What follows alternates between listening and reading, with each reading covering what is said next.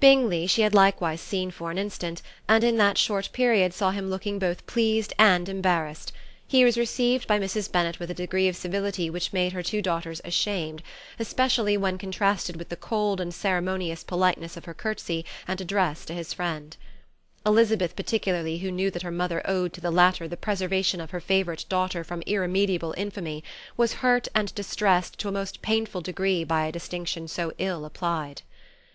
Darcy, after inquiring of her how Mr and Mrs Gardiner did, a question which she could not answer without confusion, said scarcely anything. He was not seated by her, perhaps that was the reason of his silence, but it had not been so in Derbyshire. There he had talked to her friends when he could not to herself, but now several minutes elapsed without bringing the sound of his voice, and when occasionally, unable to resist the impulse of curiosity, she raised her eyes to his face, she as often found him looking at Jane as at herself, and frequently on no object but the ground. More thoughtfulness and less anxiety to please than when they had last met were plainly expressed. She was disappointed, and angry with herself for being so. "Could I expect it to be otherwise?" said she. "Yet why did he come?" She was in no humour for conversation with any one but himself, and to him she had hardly courage to speak. She inquired after his sister, but could do no more. "It is a long time, Mr Bingley, since you went away," said Mrs Bennet. He readily agreed to it. "I began to be afraid you would never come back again. People did say you meant to quit the place entirely at Michaelmas, but however I hope it is not true. A great many changes have happened in the neighbourhood since you went away. Miss Lucas is married and settled, and one of my own daughters. I suppose you have heard of it? Indeed, you must have seen it in the papers. It was in the Times and the Courier, I know, though it was not put in as it ought to be. It was only said, lately, George Wickham, Esquire, to Miss Lydia Bennet, without there being a syllable said of her father, or the place where she lived, or anything. It was my brother Gardiner's drawing up too, and I wonder how he came to make such an awkward business of it. Did you see it?" Bingley replied that he did, and made his congratulations. Elizabeth dared not lift up her eyes. How Mr Darcy looked, therefore, she could not tell. "It is a delightful thing, to be sure, to have a daughter well married," continued her mother. "But at the same time, Mr Bingley, it is very hard to have her taken such away from me.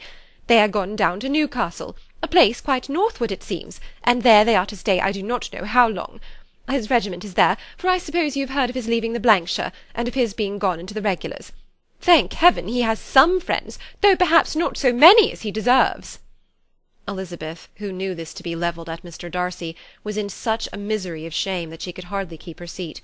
It drew from her, however, the exertion of speaking, which nothing else had so effectually done before, and she asked Bingley whether he meant to make any stay in the country at present. A few weeks, he believed. "When you have killed all your own birds, Mr Bingley," said her mother, "I beg you will come here and shoot as many as you please on Mr Bennet's manor.